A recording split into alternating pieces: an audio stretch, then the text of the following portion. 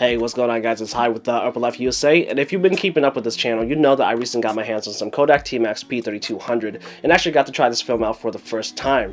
In the P3200 video, I mentioned that I had a roll of Ilford Delta 3200 lying around for the past few months, and after seeing the results that I got from P3200, I just had to try out this Delta 3200. Luckily, I was invited to go to a place called Flying Circus. Just think of it as a giant warehouse with trampolines and obstacle courses everywhere. When I made the P3200 video, I mentioned that I really would only be using high-speed films for dimly lit scenarios or when I just need some extra light sensitivity. But of course, high-speed films is also really good for fast action photography. Because of this, I knew that Flying Circus was the perfect place to test out Delta 3200 because there would be a lot of fast-moving subjects from all the people bouncing around everywhere. Before I get to Ilford Delta 3200 itself, there are a few things that I'd like to first talk about. First, if you haven't seen my Kodak TMAX P3200 video, I would highly recommend you watch that video before this one because I will be doing a lot of comparisons between P3200 and Delta 3200. Next, I think it's important to talk about the camera gear that I used.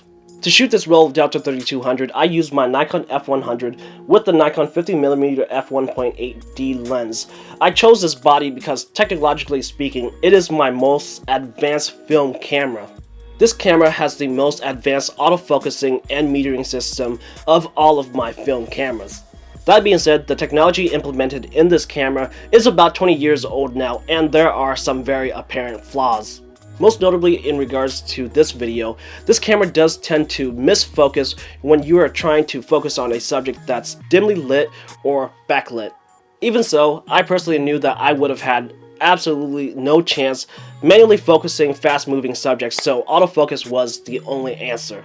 Now you may be wondering why I didn't just zone focus. Well, really because I was using the 50mm and this lens really doesn't have a great depth of field in the first place, and if I opened up my aperture to get a wide enough depth of field to get what I wanted in focus, I would have to drop the shutter way down, and that would have really defeated the purpose of making this fast action photography type of video. I do regret using a 50mm in this video because contrary to how the wide action camera footage looks, the space in between these various obstacles were quite small, and I was very often directly next to a wall or a person, and it was still difficult to get my subject in frame. That's kind of why I often had to shoot in portrait mode. In terms of metering, I was using the camera's matrix metering, and if you've never heard of this system, it essentially divides the entire scene into various sections, determine the amount of lights and darks in each section, calculate it out, and determine the best shutter speed that would kind of work for everything. From my experience, this camera does seem to have a bit of an underexposure issue when your subject is backlit. But again, this would really have been my best option considering the variety of different lighting conditions that I was experiencing. This was also an interesting shoot because I did something with film that I pretty much told myself that I would never do, and that is shoot with a continuous shutter.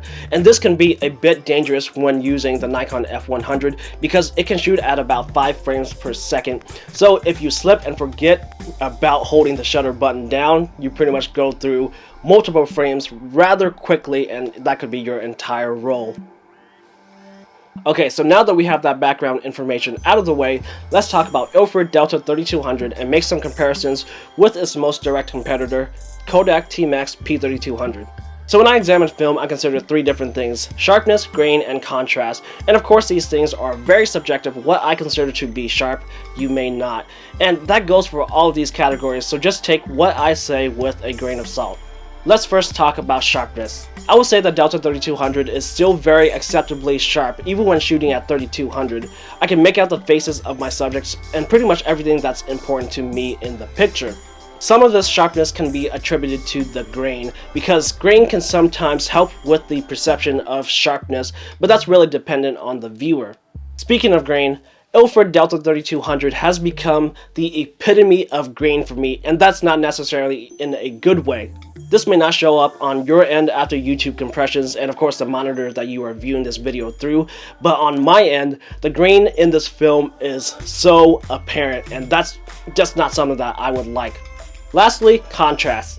I find Ilford Delta 3200 to be very contrasty. The shadows in my photos went to black very fast, and this makes it very difficult to try to pull any of that detail back up because you just end up adding more grain into your photos.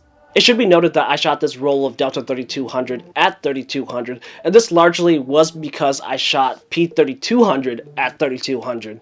So even though this wasn't a one-to-one comparison shooting on the same day in the same conditions, I feel that shooting at 3200 at least gives me a good comparison between the two films, at least for my personal uses. So after trying both Kodak TMAX P3200 and Ilford Delta 3200, I would say without a doubt in my mind, I would choose P3200 over Delta 3200 all day, every day.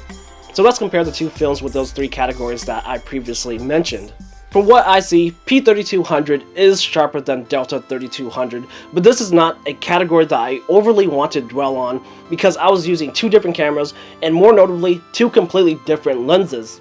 I know without a doubt that the Zeiss Planar 50mm f2 lens that I used to shoot the roll of P3200 is leaps and bounds sharper than the Nikon 50mm f1.8D used for Delta 3200.